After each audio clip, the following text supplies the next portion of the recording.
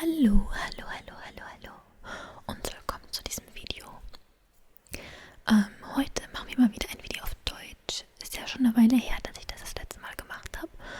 Und heute machen wir wieder ein Video, wo ich einfach nur auf Deutsch rede. Ich habe ja in der Vergangenheit 2 Videos gemacht, in denen ich euch deutsche Wörter, so Triggerwörter halt für ASMR vorgestellt habe oder halt und dann immer wieder wiederholt habe, aber heute wird einfach geredet, so wie auch bei meinem ersten Video von dieser Art, also auf Deutsch. Und ja, also reden wir heute einfach mal ein bisschen, ich ramble einfach mal ein bisschen und rede über mich. Ne? Weil warum nicht, ne? Weil es geht ja darum, dass ihr mir beim Deutschsprechen zuhört und das ist ja, glaube ich, egal, worüber ich rede, theoretisch, ne? Und dann dachte ich mir, ja, dann kann ich auch einfach mal über mich reden, ne? Weil warum nicht? Warum nicht, ne? Wozu habe ich denn diesen Kanal? Wozu habe ich denn diese Plattform, ne? Also ja, ich rede einfach mal über mich. Falls es euch interessiert, was ich zu sagen habe, dann habe ich hier halt auch Untertitel, ne, auf Englisch und dann kann mich jeder verstehen, ne, falls ihr neugierig seid, worum es in diesem Video geht. Oder worüber ich halt rede. Und wenn nicht, dann könnt ihr das halt einfach gekonnt ignorieren und einfach nur zuhören und meiner Sprache zuhören, wie es sich anhört, ne? Alles klar. Und ich dachte als erstes direkt rede ich halt einfach über Cosplay, weil darüber habe ich halt das letzte Mal geredet und ich dachte, ich gebe euch einfach mal ein Update, ne? Und zwar das letzte Mal habe ich halt darüber geredet, das war ja kurz, da habe ich das Video gemacht, so kurz, so ich glaube 2 Tage vor einer Convention, zu der ich gegangen bin, ich weiß gerade gar nicht, war das die Dokumi? Ich glaube, es war die Dokumi, genau. Und war das die, nee, doch, ich glaube schon. Ja, genau, das war die Dokumi. Und, genau, da habe ich drüber geredet, wie ich da mein Cosplay von Yukako, von JoJo's Bizarre Adventure, noch am Fertigmachen bin, gut einen Tag vor der Convention. Und, genau, und ja, das ist jetzt vorbei, die Convention ist vorbei und mein Cosplay ist. Das sehen wir jetzt gleich. Das zeige ich euch gleich, wie es mit meinem Cosplay aussieht. Also ich habe dieses Cosplay auf der Convention getragen. Super. Also es war auf jeden Fall gut genug, um es zu tragen. Und die Sache ist, ich habe ja darüber geredet, wie mir es jetzt nicht ganz so wichtig ist.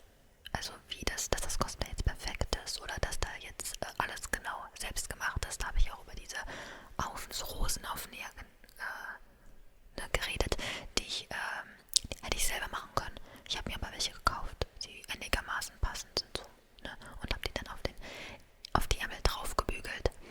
Und dann habe ich darüber geredet, ja, und die Sache ist, ich habe ja auch schon seit einer ganzen Weile an diesem Cosplay gearbeitet, ne? Mit sehr langen Pausen dazwischen, sehr, sehr langen Pausen dazwischen. Aber dass ich das angefangen habe, das ist schon eine ganze Weile her. Und dementsprechend hatte ich dann halt auch jetzt nicht so viel, also ich wollte es halt einfach fertig bekommen, ne? Da hatte ich jetzt nicht so die Lust, dass das jetzt, also da jetzt noch großartig viel Zeit reinzustecken. Ich wollte es einfach nur fertig haben. Ich wollte es geschafft haben und tragen und Fotos machen und das war's. Also, das heißt, das war's. Auf jeden Fall. Ja, das ist dann halt immer so eine Sache, weil ja, das stimmt dann schon. Und dann vergeht ein bisschen Zeit und dann denkst du dir so, ja, nee, also jetzt kann ich eigentlich doch noch ein bisschen was daran machen, um das auch ein bisschen hübscher zu machen. Also, ne, ich denke mir so, nee, das reicht. Ich will fertig sein, damit ich das nächste machen kann, weil mir ist das Cosplay und der Charakter jetzt halt nicht so wichtig. Aber am Ende habe ich dann doch noch mehr dran gemacht. Also es war schon tragbar und fertig, als ich das zur Dokumi getragen habe. Aber ich wollte es dann halt noch ein bisschen, ich weiß einfach, dass es noch hübscher wird. Ich habe einfach noch mehr Details dran gemacht und so. Ich habe auch auf Instagram Shameless Plug. Also falls ihr mir da folgen wollt, ich habe ja mehrere Accounts. Also kleiner Tangent, da rede ich jetzt gerade mal drüber. Ich habe ja mehrere Accounts auf Instagram und zwar habe ich einmal meinen Mini the Fool Account, da mache ich halt einfach so Fotos. Auch wenn ich nicht so viel poste, ich muss das mehr machen, aber ich denke da halt so nicht dran.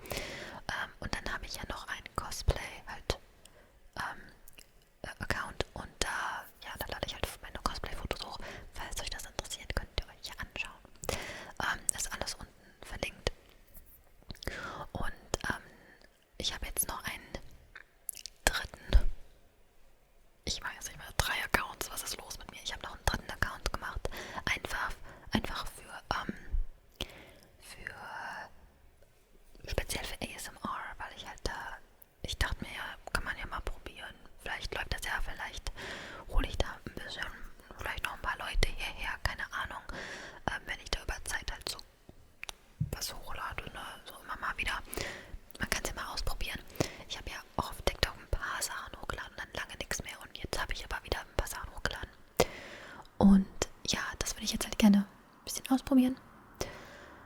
Und deswegen habe ich mir halt auch auf Instagram nochmal einen extra Account gemacht, einfach nur für ASMR, so kurze Clips halt, ne, Reels. Und genau, also könnt ihr folgen, müsst ihr nicht, ich wette jetzt nicht, also ich denke, wer sich für ASMR interessiert, der interessiert sich ja eher für die längeren Videos halt hier auf YouTube. Und wenn ihr mich schon hier kennt, dann müsst ihr jetzt nicht unbedingt auf Instagram gehen, um da die kurze Videos zu sehen. Also, ich meine, könnt ihr machen, wenn ihr wollt. Müsst ihr aber nicht. Müsst ihr aber nicht. Das ist jetzt nicht der Sinn der Sache. Es geht ja eher darum, Leute von dort hierher zu holen. Deswegen, aber könnt ihr machen, wie ihr lustig seid. Ich werde jetzt wahrscheinlich erstmal hauptsächlich aus meinen YouTube-Videos Clips recyceln. Ne? Einfach damit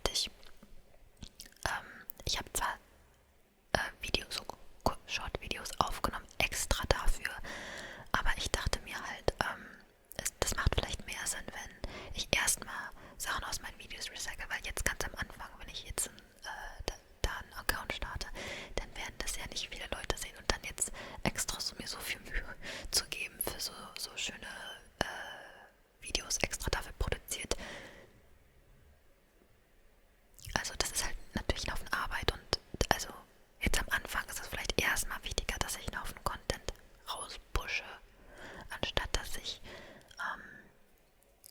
dass es jetzt der qualitativ hochwertigste ist. Also die Sache ist, die Videos, die ich da, oder die Clips, die ich da aus meinen Videos rausschneide, ist ja nicht so, dass das alles Scheißqualität ist oder so, ne? Aber es ist halt in einem anderen Format gefilmt und dementsprechend halt jetzt nicht so. Ne, also ich muss da ein bisschen rein croppen und dann ist das halt, also ja,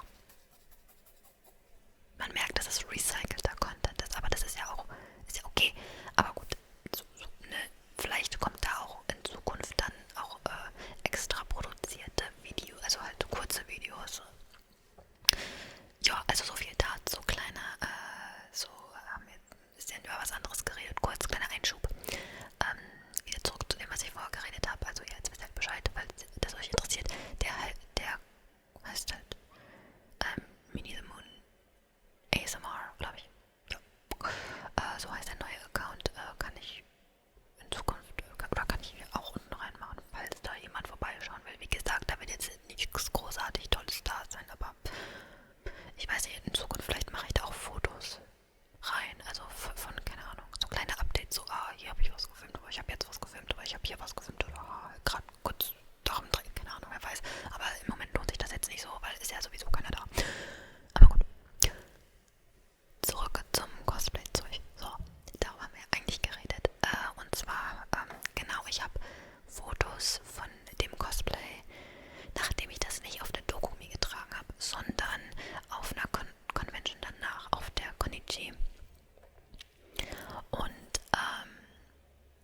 genau, ich habe leider kein Foto von vorher, also als ich es bei der Doku mir getragen habe, denn also falls ihr Jojo kennt, dann wisst ihr vielleicht, dass der Anime und der Manga halt für seinen speziellen Artstyle bekannt ist, ne? Weil es halt ein bisschen anders aussieht als vielleicht jetzt so andere Manga und Anime. Und viele Cosplayer, die machen dann vor allem ihr Make-up entsprechend, um das so ein bisschen rüberzubringen. Also zum Beispiel haben viele Charaktere meistens so diese komischen Linien auf der Nase oder wie auch immer. Oder auch generell ganz ein bisschen speziell. Und dann machen das halt viele Cosplayer im Make-up nach, um das so rüberzubringen, weil das halt ein sehr wiedererkennbares Merkmal von diesem Zeichenstil ist. Und was einige dann auch machen, ist halt generell dann so ein bisschen Cell-Shading-mäßig, so, ne? Ihr Make-up und so. So. Und bei meinem Cosplay war das aber so, also ich persönlich, was andere machen, das ist ja an sich egal. Also kann ja jeder machen, wie er will und so, aber ich persönlich habe das ganz am Anfang das Make-up nicht gemacht, sondern ich habe einfach normal Cosplay-Make-up gemacht, so wie ich denke, wie der Charakter halt in der Realität aussehen würde. Und zwar, weil ich halt, also ich finde, das sieht jetzt halt nicht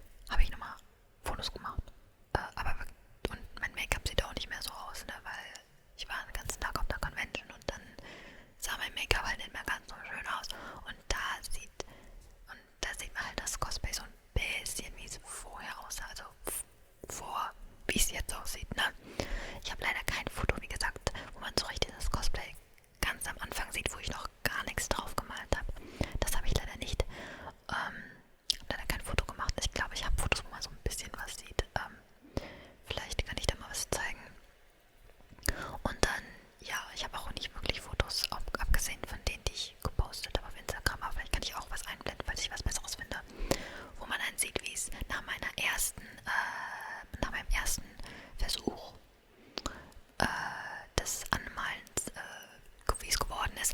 Und wie gesagt, danach habe ich mich nochmal hingesetzt und habe es nochmal ordentlicher gemacht und die Linien nochmal dicker gemacht. Ne? Am Anfang hat man noch ein bisschen Angst, macht die noch ein bisschen dünn. Dann habe ich die aber ein bisschen dicker gemacht und ein bisschen extremer und richtig sauber und clean und alles. Und jetzt sieht es viel, viel, viel besser aus. Ich habe auch ein bisschen mit Farbe gearbeitet, um so ein bisschen Schattierung reinzubringen. Da bin ich aber noch nicht ganz fertig. Das will ich noch an ein paar Stellen so ein bisschen dunkler machen, weil es ein bisschen, damit es einheitlich aussieht, dass es nicht überall so ebenmäßig, aber okay.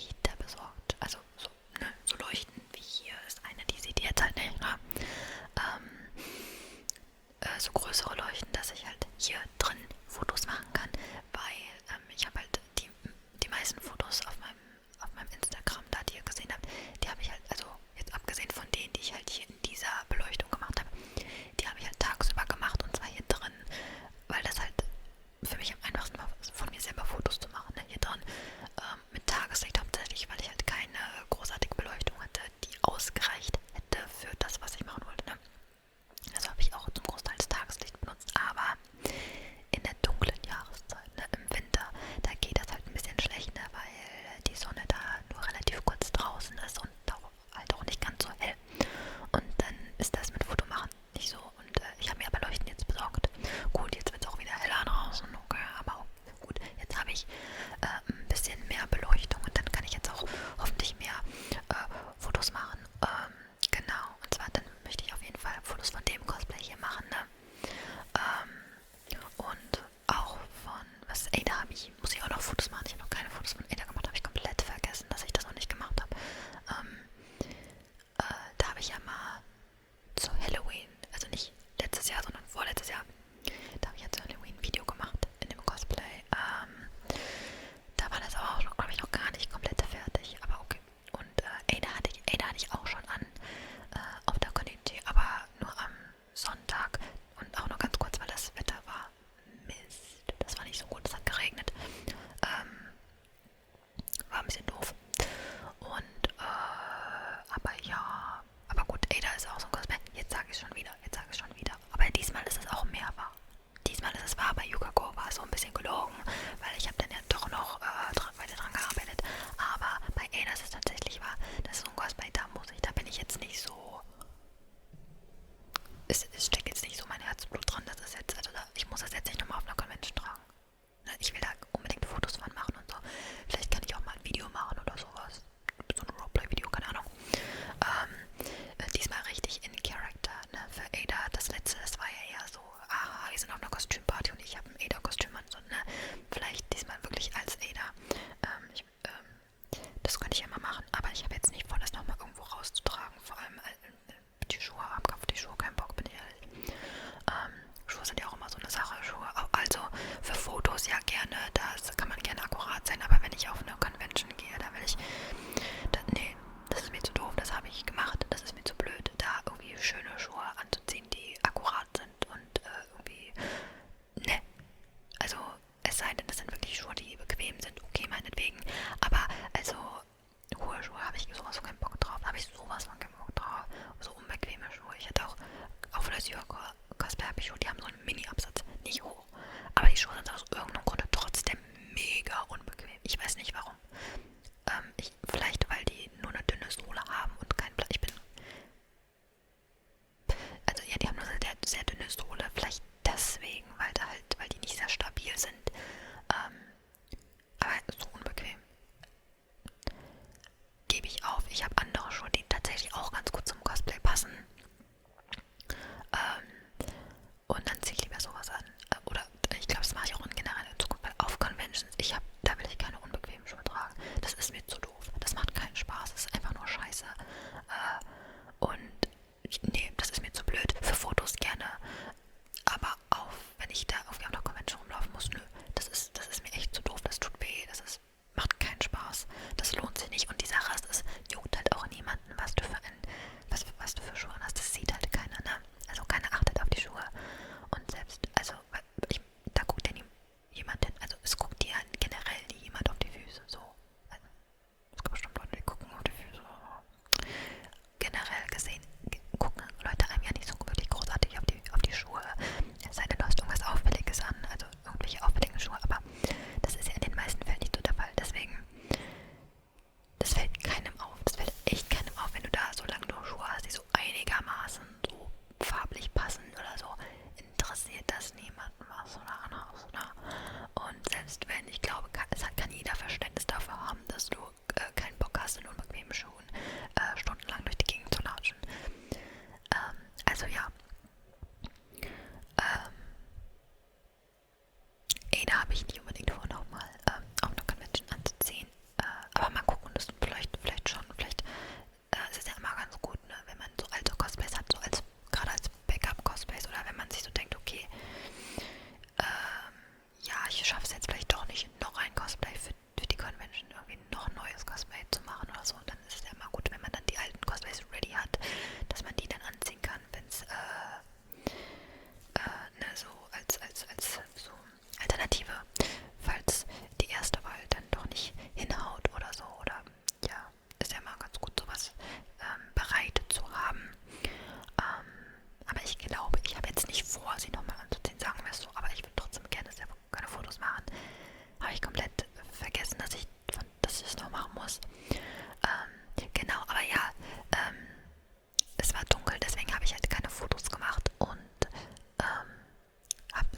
wenig Fotos gepostet. Aber jetzt, wo es wieder hell ist, also zum einen wird es wieder heller, aber ich habe jetzt auch ein bisschen mehr Beleuchtung und kann da dementsprechend ein bisschen besser Fotos machen.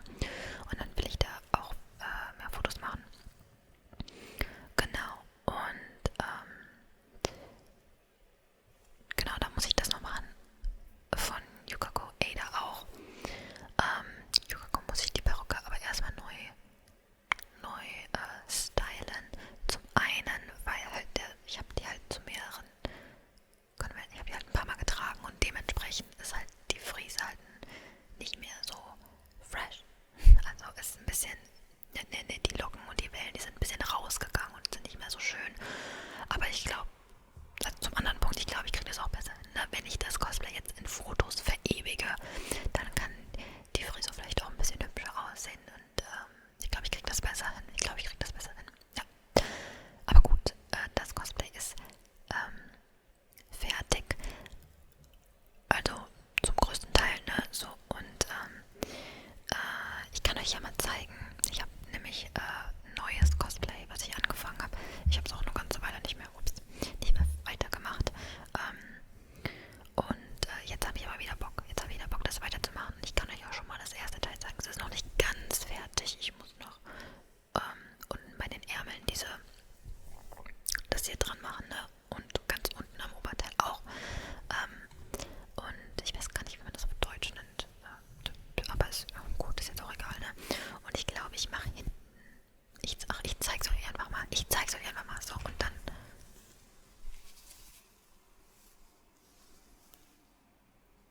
Das sieht doch mega niedlich aus, oder? Mit den ganzen Herzchen richtig süß. Ich fand das so süß, als ich das Design gesehen habe. Das Charakterdesign gesehen habe, dachte ich so, oh, das ist aber mega niedlich. Das will ich machen. Dieses Oberteil will ich eigentlich auch so haben, ja. Gut, für meinen Geschmack, vielleicht in einer anderen Farbe. Das ist jetzt nicht so eine Farbe, die ich unbedingt großartig trage. Ich meine, sieht nicht doof aus oder so, aber ist jetzt nicht meine Lieblingsfarbe. Wenn ich mir das jetzt aussuchen könnte, würde ich eine andere Farbe nehmen. Aber okay. Ja, und also die Herzchen, die sind schon gut geworden. Die sehen schon echt süß aus. Ich hatte ein bisschen Schiss, dass das irgendwie vielleicht nicht so ganz wird oder dass die Form nicht so hält. Aber das sieht doch mega süß aus. Das sieht mega süß aus, ne? Hier erster Sneak Peek für das Cosplay. Ich denke, wenn ihr den Charakter kennt, dann wisst ihr auch, wer das ist. Für die, die es nicht wissen, das ist, also es ist ein weiterer Jojo-Charakter, ne? Genau, ich habe jetzt hier vorne und auf den Ärmeln die ganzen Herzen drauf. Und ich denke aber jetzt, ich bin am Überlegen, ob ich hier hinten auf die Rückseite, da ist ja jetzt gerade nichts drauf. Ich war aber am Überlegen, ob ich vielleicht ein bisschen was mache, zumindest hier an die Seite. Hinten. So. Ich denke, hier in der Mitte ist es ja egal. Da brauche ich ja jetzt nicht so ein großes Herz machen wie vorne, weil da ist ja sowieso, ich habe ja eine Perücke an und die hat auch etwas längere Haare. Und da ist es dann, glaube ich, egal. Das muss ja nicht sein. Vor allem, weil die Sache ist ja, das ist ja aus so einem Bündchenstoff und der muss ja dehnbar sein. Und deswegen, das war so die ganze Sache mit diesem Cosplay, wo ich ein bisschen experimentieren musste. Zum Glück hat alles funktioniert, weil diese ganzen Herzen, die können ja nicht dehnbar sein, ne, weil die ja ihre Form behalten müssen. Und deswegen ist es halt so ein bisschen tricky, sowas da reinzunähen, weil auf der einen Seite will ich die Herzen haben, auf der anderen Seite will ich, dass der Stoff dehnbar bleibt, weil ich muss das ja an- und ausziehen, ne?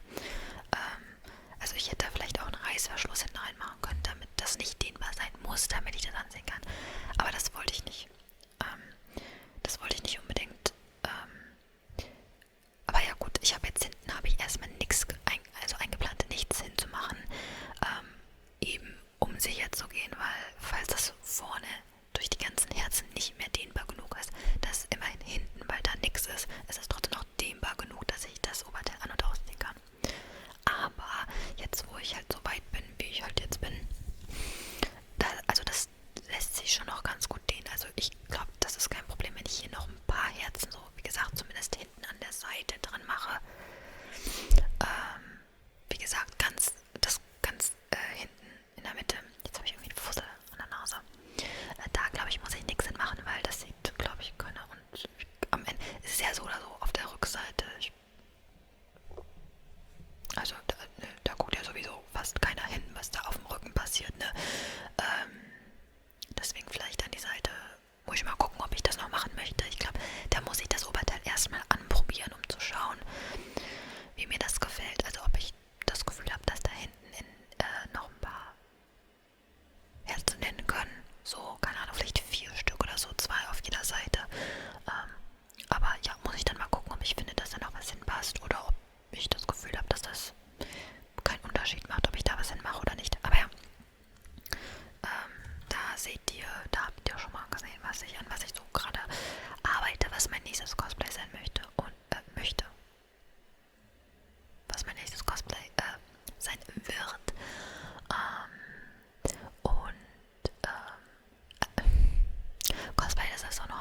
immer so ein bisschen, ich sehe andauernd Sachen, die ich cosplayen möchte. Und das ist dann immer so schlimm, weil ich mich dann halt natürlich entscheiden muss. Ich kann halt nicht alles auf einmal machen. Und ich habe ja vor, weiß ich gar nicht, wann war denn das? Weiß ich gar nicht, vor 1, 2 Monaten habe ich angefangen, Infinity Nikki zu spielen. Und das ist ja quasi, das ist ja so ein Open-World-Game, was halt so ähnlich ist wie, also so ein Gacha-Game, das ist halt so ähnlich wie Genshin Impact. Quasi kann man vergleichen, aber halt ähm, so ein, als mit weniger Kämpfen und so. Und es ist halt so ein Dress-Up-Game, ne? Es gibt ja diese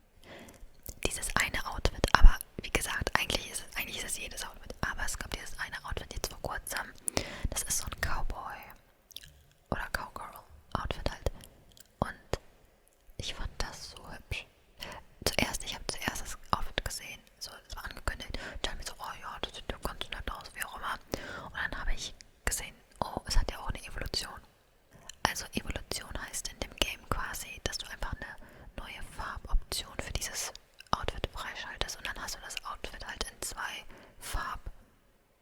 also in zwei Colorways quasi, also in zwei, ne, also du hast das Outfit in Orange und einmal in Lila, so, ne? Und dieses Cowgirl-Outfit, das Original ist glaube ich so beige mit Orangetönen und so, sieht ganz nett aus, sieht ganz süß aus, aber die Evolution, es ist so schön, es ist so Jeans, so Denim-Stoff, ne? Also so bläulich, mit so einem Rosa, mit Rosa, also so blau-rosa. Und es ist so süß, es ist so hübsch, es hat so viele gute Details, es sieht so süß, also es ist ein komplett anderer, also ich habe die Originalversion vom Outfit gesehen und dachte mir so, oh ja, das ist ganz süß, aber jetzt nicht so mein Vibe, ich brauche jetzt nicht so ein Cowgirl-Outfit, ist ganz nett, aber muss nicht sein. Und dann habe ich aber die Evolution gesehen und oh mein Gott, hat sich meine Meinung geändert. Was so ein bisschen Farben ausmachen, ne? Ist unglaublich. Leider habe ich es nicht bekommen, weil um so eine Evolution freizuschalten, brauchst du quasi das Outfit noch einmal. Und ich hatte aber leider nicht genug. Also bei Outfits, du kannst ja einmal Outfits bekommen, indem du sie, also dass die Kleidung bekommst, wie bei einem Banner, wenn du dafür ziehst, wenn du wünschst oder wie auch immer. Und dann bekommst du das Kleidungsstück. Oder was du auch bekommen hast, sind die Sketches. Ich weiß gar nicht, wie man die im Deutschen im Spiel nennt, weil ich das Spiel auf Englisch habe. Und dann, wenn du den Sketch bekommst, dann kannst du die Klamotten selber herstellen quasi. Und was halt ganz cool ist, weil dann musst du nur die Materialien dafür suchen und kannst es auch mehrfach herstellen und dann hast du es mehrfach und dann kannst du dir die Evolution davon besorgen, ne? Aber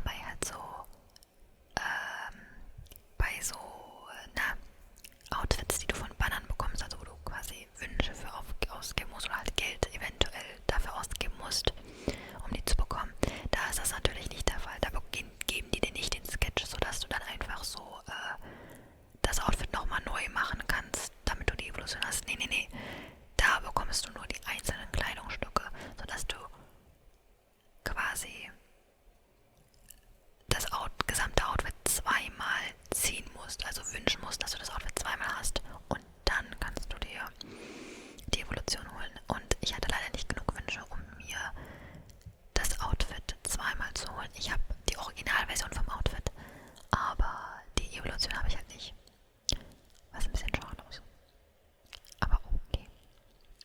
Das Doofe ist leider in dem Spiel ist, dass du kannst dir die Outfits zwar trotzdem alle ansehen, man kann aber nicht ranzoomen. Also es gibt nur, wenn man halt bei sich im Kleiderschrank oder wie auch immer ist, um Outfits zu wechseln und zusammenzustellen, da kannst du an Nikki ranzoomen und man kann die ganzen Details von den Outfits sehen. Und die sind so wunderschön, oh mein Gott, so viele wunderschöne Details.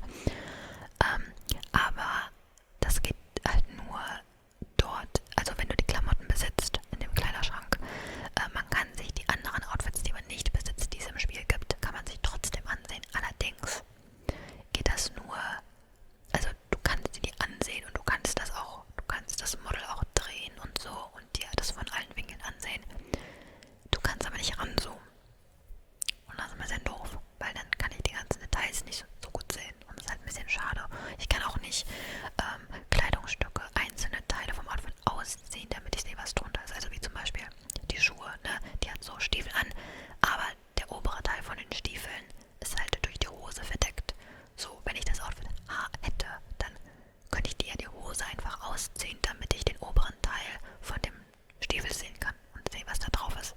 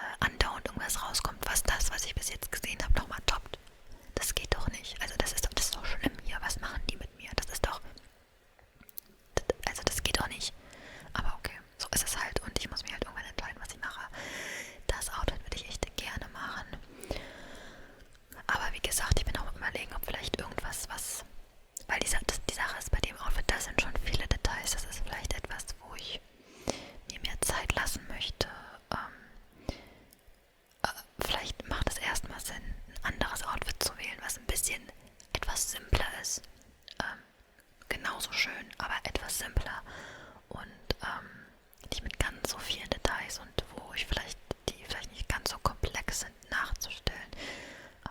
Weil auch wenn etwas vielleicht simpel aussieht oder nicht so viele Details, das heißt es ja nicht, dass es unbedingt einfach zu machen ist. Ne? Vielleicht ist irgendwas an der Form oder an der Konstruktion halt schwer. Ne? Aber ja, vielleicht macht es dann Sinn, ein Outfit erstmal zu wählen, was einen etwas höheren Wiedererkennungswert hat. Ne? Weil das ist ja auch ganz schön.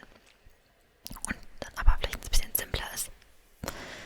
Also simpel, ich meine, die sind alle, also die meisten Outfits sind schon recht komplex. Also was heißt, also da steckt trotzdem gut Arbeit dran. Ne? Es ist halt einfach eine Shorts und ein T-Shirt, sondern es steckt ein bisschen mehr dahinter. Ne?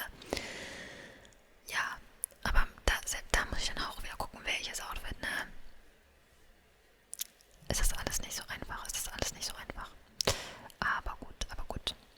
Es macht trotzdem Spaß, sich an den ganzen wunderschönen Outfits zu erfreuen. Und ich werde mich eines Tages entscheiden können. Hoffentlich. Ja, da haben wir jetzt das ganze Video quasi über Cosplay geredet, ne? Ich. Ja. Eigentlich habe ich überlegt, ob ich vielleicht ein paar Trigger, also so Geräusche halt machen soll. Ne, ich habe ja hier die Perlietten und ich dachte, vielleicht kratze ich so ein bisschen am Stoff von meinem Cosplay rum und kann hier noch ein paar andere Sachen benutzen, die ich hier habe. Ne? Aber ich war mir da nicht sicher, ob das vielleicht besser ist, wenn ich das weglasse und einfach nur rede. Weil darum geht es ja in dem Video. Ich weiß jetzt nicht, ob das vielleicht Leute als störend empfinden, wenn ich rede und dann kommen dann aber plötzlich noch irgendwelche Trigger, die man vielleicht gar nicht haben wollte. Aber auf der anderen Seite, vielleicht ist das ja ganz nette Abwechslung, wenn da vielleicht ab und zu noch zusätzlich ein paar Trigger zum Gerät ist. Aber keine Ahnung.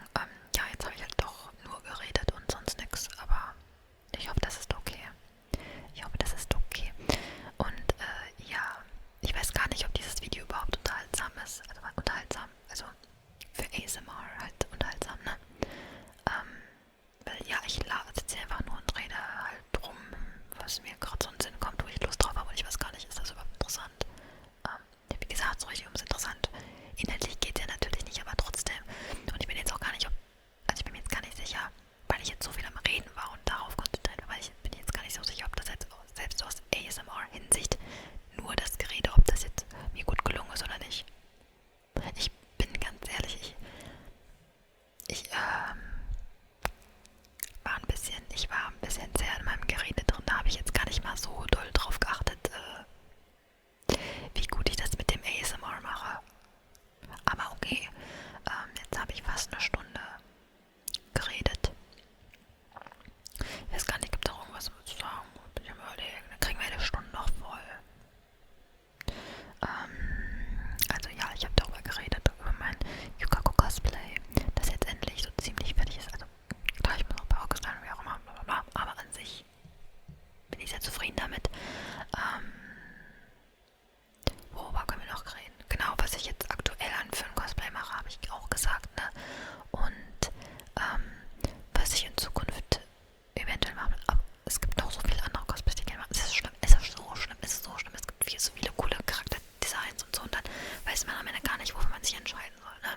Ganz schlimm, ganz schlimm. Aber ja, Infinity Nick will ich auf jeden Fall was machen, weil es gibt so viele tolle Outfits. Irgendwas muss ich machen. Ich kann nicht an so einem Game vorbeigehen und nichts machen. Also ne? Wisst ihr Bescheid? Das muss sein. Und ja, ich freue mich schon auf die Conventions. Ich glaube, die erste Convention, auf die ich gehen werde dieses Jahr, ist tatsächlich die Dokumi. Und dieses Mal möchte ich auch, also ich war ja letztes Jahr, war ich nur am Freitag da. Ich war nämlich vorher noch nie auf der Dokumi. Und es war auch eine relativ kurzfristige Entscheidung, dahin zu gehen.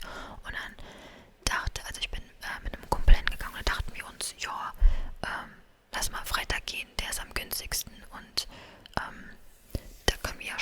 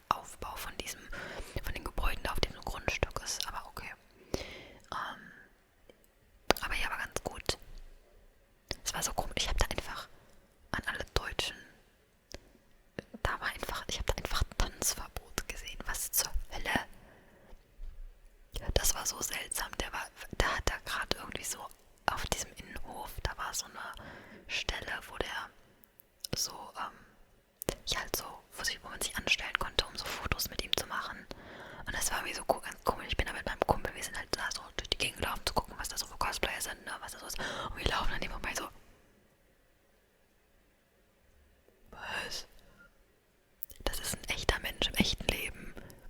Und ich sehe den dann gerade in echt. Das ist irgendwie so richtig komisch irgendwie. Keine Ahnung, so dieses Phänomen von einem Menschen, der existiert in echt und ich sehe ihn gerade. Das ist irgendwie sehr seltsam. Aber okay, egal. Ähm, ja, eine Sache, die ich irgendwie nicht so toll fand an der Convention ist, also man soll da natürlich nicht einfach so, wie man gerade Lust hat, das Gelände verlassen und wieder auf das Gelände drauf, ne? Weil die wollen, also du sollst ja halt, wenn du reingehst, ne, dein Ticket scannen und wenn du rausgehst, wieder Ticket scannen, ne, so. Und das geht halt, ich glaube, nur am Haupteingang. Und die Sache ist aber, es gibt Türen, also es gibt einmal Türen, die nach draußen führen, weil du natürlich über den Hof gehst und dann vielleicht von einem Gebäude zum anderen Gebäude gehst und dafür nach draußen gehst. Das Problem ist aber, es gibt auch Türen, die gehen nach draußen, die gehen aber auf den Bürgersteig, also vom Grundstück runter und demnach bist du dann auch nicht mehr auf der Convention.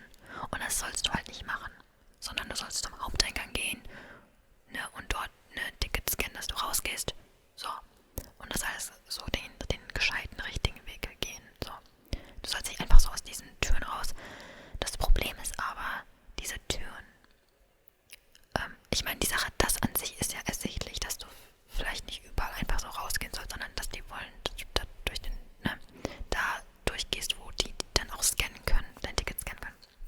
Und das Doofe ist nur, wie gesagt, dass du rausgehst, kann ja auch einfach heißen, dass du zum Innenhof möchtest, ne? Und es ist, wie gesagt, mir war das jetzt nicht so ersichtlich, welche Tür führt jetzt raus und welche Tür führt jetzt zum Hof, weil, wie gesagt, ich habe da bei dieser Lageplaner von der Convention, hatte ich irgendwie nicht so, ich wusste nicht, wie das aussieht. Das war das erste Mal, dass ich dort bin. Ich wusste jetzt nicht so, ja, wo kann ich jetzt rausgehen und wo nicht. Weil an den Türen, wo du nicht rausgehen durftest, wir waren nämlich an einer Stelle, das war in dieser Haupthalle, wo der Haupteingang ist. Und dann war da an dieser einen Tür so ein Zettel.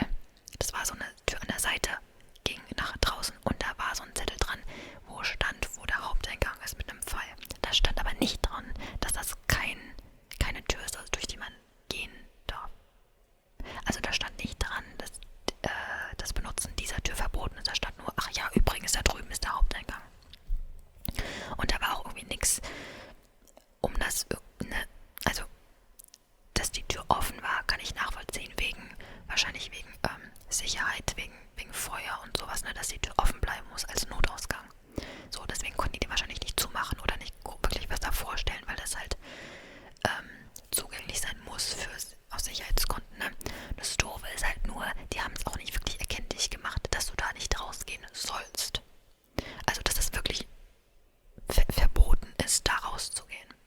Das war nicht ersichtlich, weil mein Kumpel und ich sind dann halt aus der Tür rausgegangen, weil wir einem Cosplayer hinterher gelaufen sind, weil das war ein Cosplayer, die Person hat einen Cosplayer aus Fear and Hunger Termina gecosplayt. Und das ist halt, ich weiß nicht, vielleicht hat jemand von euch davon gehört, das ist halt ein Indie-Game und nicht so bekannt, auch wenn man sagen muss, ich glaube, innerhalb von dem letzten Jahr oder so hat das deutlich an Bekanntheit nochmal, also es ist schon bekannter geworden, aber gerade zu der Zeit, wo wir das Spiel gefunden haben, also keiner kannte dieses Game, niemand. Und wie gesagt, das hat sich dann so ein bisschen geändert, aber trotzdem, dass du da Cosplayer findest, das ist schon ein Wunder, so, ne? Deswegen haben wir uns mega gefreut, jemanden zu sehen, der einen Charakter aus diesem Game cosplayt, weil wir das Game halt wirklich mögen, weil es halt wirklich ein gutes Spiel ist. Deswegen sind wir dann schnell hinterher und aus dieser Tür, weil diese Person auch durch die Tür gegangen ist, weil die wahrscheinlich nicht wusste, dass man da nicht raus darf. Und wir wussten das auch nicht, also sind wir hinterher. Und wir hatten aber noch Glück, weil ein paar Minuten später sind andere Leute durch die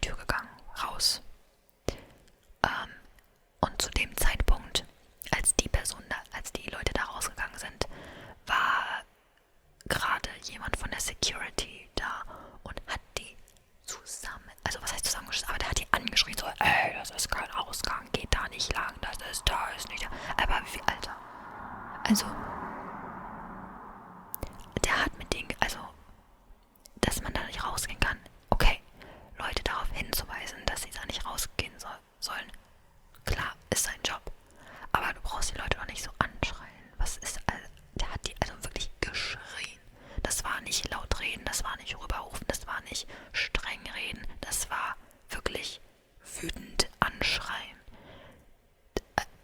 Alter, also keine Ahnung, was mit dem los war. Das war echt nicht okay, weil die Sache ist, ich weiß nicht, ob das der gleiche war oder ein anderer Typ. Aber weil wie gesagt, wir sind halt durch die Tür durchgegangen und durch die soll man nicht gehen und die geht auch nur von innen auf. Das heißt, um wieder reinzugehen, mussten wir halt zum Haupteingang, der nicht weit weg war, um halt reinzugehen wieder, mussten wir halt durch die Taschenkontrolle und die Leute von der Taschenkontrolle, die waren super nett, die waren alle super lieb und ich glaube, also es kann gut sein, dass das bei beiden Malen, komme ich gleich zum zweiten Mal, aber bei beiden Mal der gleiche Typ war, weil ich glaube, die meisten Leute, die waren eigentlich wirklich nett von der Security da. Aber wie gesagt, dieser Typ, der war dann wieder, also wenn es der gleiche war, war der dann am Haupteingang. Und ich und mein Kumpel, wir sind durch die Taschenkontrolle durch zum Haupteingang. Die Taschenkontrolle ist nämlich aus irgendeinem Grund draußen. Okay. Zum Haupteingang hin. Wir sind kurz vorm Haupteingang und vor uns war eine Handvoll Leute, die halt auch rein wollten. Und die sind dann aber so ein bisschen zur Seite gelaufen oder so. Ne? Also nicht ganz gerade, sondern irgendwie so ein bisschen schräg zur Seite irgendwo hin. Weil die sich nicht ganz sicher waren, wo lang. Und was auch nachvollziehbar ist, ne, kann man mal übersehen. So passiert. Und der Typ schreit die wieder an. Der schreit diese Leute an, die wirklich nichts machen. Also die sind nicht laut, die sind nicht irgendwie, die machen dir keinen Quatsch. Die sind wirklich nur gelaufen. Ja, die waren leise, die haben vielleicht miteinander geredet, aber die waren nicht laut, die haben nichts Komisches gemacht. Die sind einfach nur nicht ganz in die richtige Richtung gelaufen. Und der Typ schreit die an. Das ist nicht der richtige Weg, da geht's nicht lang, ihr müsst da lang gehen, da geht's nochmal lang. Aber wirklich, ich mache das jetzt natürlich nicht, weil ASMR, aber der hat die angeschrien. Der war wütend. Das war nicht, wie gesagt, das war nicht laut reden, das war nicht rufen, das war nicht ein bisschen streng reden. Der hat die wütend angeschrien. Aber so respektlos, das geht echt gar nicht. Und die Sache ist, es war Totenstille dort. Es war dort beim Haupteingang, da waren ein paar Leute, das war's. Es war Totenstille. Da war nichts los. Die Leute, die waren alle drin, da war ordentlich was los. In der Convention, aber da draußen, da war nichts los. Es war Totenstille. Also, der hätte nicht mehr laut rufen müssen, um den Leuten zu sagen, was los ist. Aber nö, der ist nicht nur laut, sondern der schreit richtig. Und also wenn der mich so angeschrien hätte, ich hätte ein bisschen Schiss gehabt. Ich hätte Schiss gehabt, bin ich ehrlich. Ich hätte Angst gehabt, dass er vielleicht, wenn ich nochmal irgendwie einen Schritt in die falsche Richtung mache, dass er da euch losgeht, bin ich ehrlich. Der war wirklich wütend. Also, ja, geht gar nicht. Keine Ahnung, was das für ein Typ war. Ich gehe auch mal davon aus, dass das wahrscheinlich, ich nehme an, der arbeitet wahrscheinlich für eine Firma, für irgendeine so eine Security-Firma, die dann von der Dokumi, wo dann Leute angeheuert wurden. Ich denke mal nicht, dass die direkt dass die Personen direkt einzeln von der Dokumi angestellt wurden, sondern dass das wahrscheinlich über eine andere Agentur geht oder so, aber keine Ahnung. Ich weiß nicht. Ja, also das geht gar nicht. Das war echt, also so redet man nicht mit Leuten. Vor allem, wie gesagt, es hat sich ja keiner daneben benommen. Es hat ja keiner irgendwie sich scheiße verhalten oder war laut oder irgendwie sowas. Es waren wirklich es waren wirklich ganz einfache Fehler. Weißt du, da ist man aus Versehen aus der falschen Tür rausgelaufen, weil die nicht richtig beschildert war. Ne? Da ist man aus Versehen so ein bisschen in der falsche Richtung gelaufen, weil das da ein bisschen relativ offen und weit ist und dann hat man halt nicht gesehen, wo genau der Eingang ist. Ne? Passiert, aber ansonsten haben sich alle, es waren wirklich normale Fehler, man hat halt irgendwas nicht richtig gesehen. Keiner hat irgendwie absichtlich Scheiße gebaut und der Typ rastet komplett aus und scheißt die zusammen, schreit die an. Wie gesagt, ich weiß nicht, ob das nur der eine Typ war oder ob das zwei verschiedene Leute waren, daran erinnere ich mich gerade nicht so. Da habe ich nicht genau hingesehen, wer das war. Aber ja, also es waren entweder ein Typ oder zwei Leute, ich weiß es nicht. Wie gesagt, die Leute von der Taschenkontrolle, die waren alle mega nett. Also wirklich,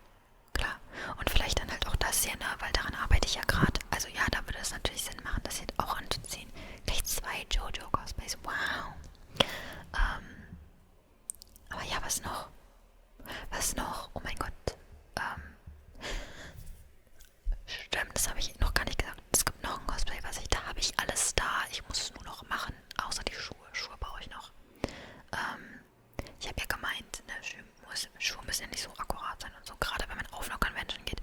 Aber das sind so Schuhe, die wollte ich, ich glaube, die sind relativ bequem. Das sind jetzt keine Absatzschuhe. Und diese Art von Schuh wollte ich sowieso haben. Von daher, ne, habe ich nichts dagegen, mir da was zu holen. Und zwar Marina. Marina. Genau. Und da habe ich auch alles da für das Cosplay, glaube ich. Wie gesagt, außer die Schuhe. Das kann, weil das, ich glaube, weil das ein relativ simples Cosplay, also da ist jetzt nicht so viel zu machen, das ist jetzt nicht so komplex. Deswegen glaube ich, ist es auch ein realistisches Cosplay, was ich fertig bekommen kann, wo ich mir nicht zu viel vornehme.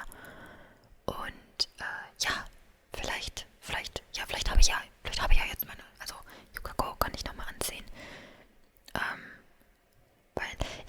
Also so lange ist das ja jetzt auch nicht mehr hin. Die Convention, da will ich mir jetzt nicht noch ein neues Cosplay, noch ein drittes neues Cosplay. Deswegen ist es vielleicht einfach besser, wenn ich Yukako anziehe. Vor allem, weil ich habe sie ja jetzt so hübsch gemacht, ne? Ich habe sie ja jetzt so hübsch gemacht. Da hat es auch nochmal verdient, rauszugehen, ne? Da hat es auch nochmal verdient, vorgezeigt zu werden, ne? Von daher, auch wenn ich sie letztes Jahr so viel anhatte, dann zieh sie diese ja trotzdem nochmal an. Ich glaube, das kann man machen. Genau, vielleicht dann noch hier mein Irene-Cosplay, woran ich gerade arbeite. Und ja, die gute, also jetzt habe ich schon wieder den Namen vergessen. Marina. Die gute Marina. Die kann ich auch machen, weil, ja, das kann ich von der Zeit her geht das. Da kann man das noch machen, das ist nicht so kompliziert.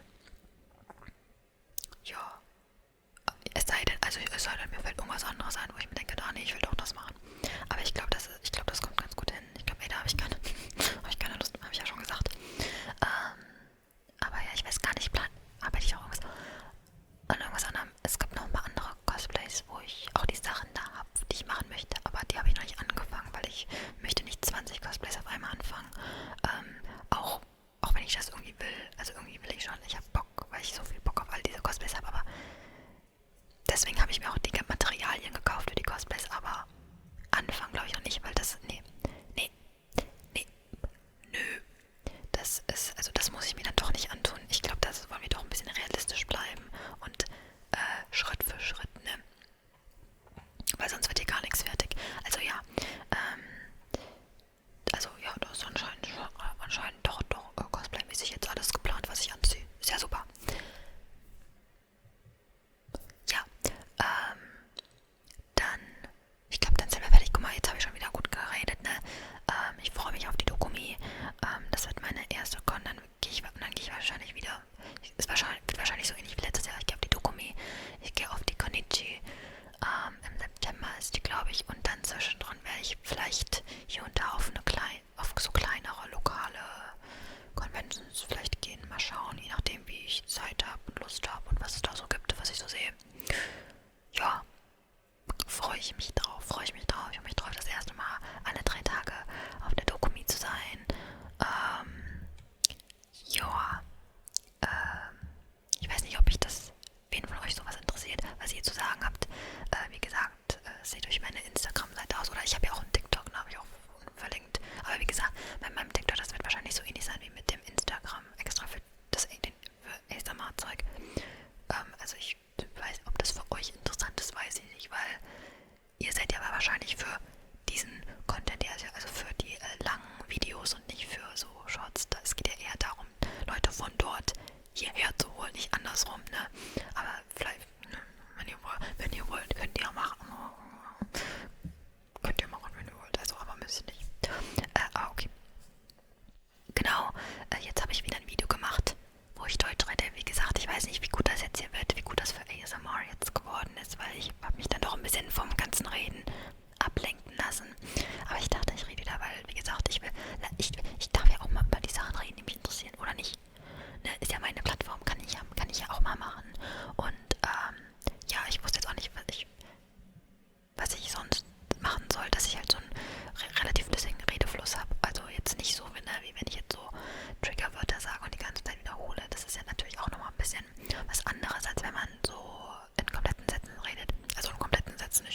manchmal ein bisschen schwer, in kompletten Sätzen zu reden.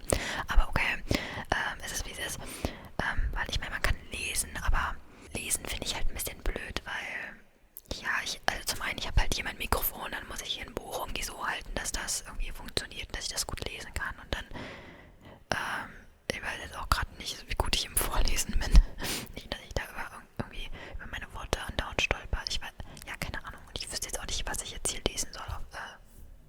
Keine Ahnung. Ich dachte, ich rede einfach, weil warum nicht? Habe ich ja letztes Mal, also beim ersten Video, ne, habe ich ja auch so gemacht. Also erstes Video auf Deutsch. Und ja, vielleicht ist der okay, vielleicht ist der gut so. Sehen wir dann, ne? Und ist das Video so lang und das mit den Untertiteln wird interessant, ne? Also, wie gesagt, das letzte Mal habe ich alles manuell gemacht. Dieses Mal schauen wir, weil, ja, das hat halt ewig lang gedauert. Und also ich gucke mal, ob YouTube das hinkriegt. Und also ich muss natürlich trotzdem noch drüber gehen, um zu schauen, also ob alles richtig ist, und ich werde wahrscheinlich einige Sachen ausbessern müssen. Aber wenn YouTube das Gröbste schon mal also allein hinbekommt, das wird mir ja schon mal einen Haufen Arbeit abnehmen. Also wenn es funktioniert. Ich hoffe, es funktioniert mit dem Übersetzen, mit dem automatischen Untertiteln und dann das Übersetzen. Ich hoffe, das funktioniert einigermaßen. Sehen wir dann, ne? Ihr seid da vielleicht ein bisschen schlauer als ich. Ich gehe mal davon aus, ich werde wahrscheinlich in die Infobox oder so, also in die Beschreibung, reinschreiben, wie es gelaufen ist mit den Untertiteln. Und ja, also seid ihr, wenn ihr das seht, seid ihr ein bisschen schlauer als ich jetzt gerade. Wisst ein bisschen mehr.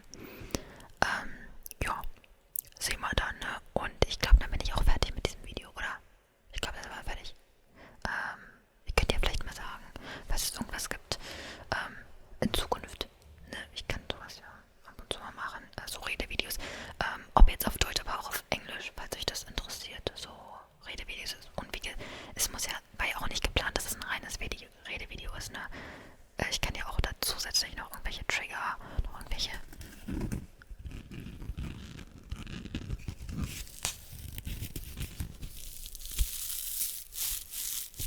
noch zusätzliche Trigger machen, ne? So ist es nicht. Aber falls es irgendwas gibt, was euch interessieren würde, worüber ich rede, ich habe mir jetzt halt kostenlos ausgesucht, weil, ne? Hat sich jetzt so ergeben. Aber falls es irgendetwas gibt, ob auf Deutsch oder auf Englisch, worüber ich in so Talking-Videos halt reden könnte, was euch da thematisch interessiert, könnt ihr ja mal sagen. Könnt ihr mal sagen, ob es irgendwas gibt, worüber ich reden könnte, oder ob das total egal ist. Genau. Ja, und dann sind wir fertig, glaube ich. Ich glaube, ich sollte die Frage wahrscheinlich, vielleicht packe ich die auch nochmal in die Kommentare oder in die Beschreibung, weil ich glaube jetzt, nein, das kriegen jetzt wahrscheinlich nicht mehr so viele Leute mit, was ich jetzt so, dass ich das jetzt so gefragt habe, ne? Aber okay, dann war es das. Wir sind endlich durch mit dem Video. Ja, dann ciao, gute Nacht. Und dann kommt jetzt auch noch, zum Schluss kommt jetzt auch noch mal ein Auto dazu, ne? Das Auto will auch, oh mein Gott, was ist, wenn das mit den Untertiteln nicht klappt, weil ich flüster? Stellt euch vor. Und dann muss ich, okay, nein, wir sind positiv, das funktioniert alles einwandfrei. Okay, das mit den Untertiteln funktioniert einwandfrei, das muss ich jetzt nicht nochmal alles manuell machen. Okay, also, Leute, wir sind fertig. Ich hoffe, ihr hattet Spaß hier bei dem Video, bei dem ich einfach nur rumgelabert habe. Und ja, ihr seid jetzt alle auf dem neuesten Stand, mehr oder weniger. Ich habe euch natürlich nicht alles erzählt, aber ihr seid alle auf dem neuesten Stand, mehr oder weniger, was meine Cosplays angeht und alles und was so ging und was war, was ist, was sein wird. Und ich hoffe, ihr habt einen schönen Tag oder eine schöne Nacht und ihr könnt jetzt gut, ihr seid jetzt so schön entspannt. Und das war alles supi und wir hatten schön Spaß zusammen und ja, ciao. Bis zum nächsten Video. Sehen wir uns dann wieder auf Englisch, ne? Oder wir sehen uns auf Englisch. Wir reden wieder miteinander. Wir hören uns auf Englisch. Wir reden auf Englisch. Wir sind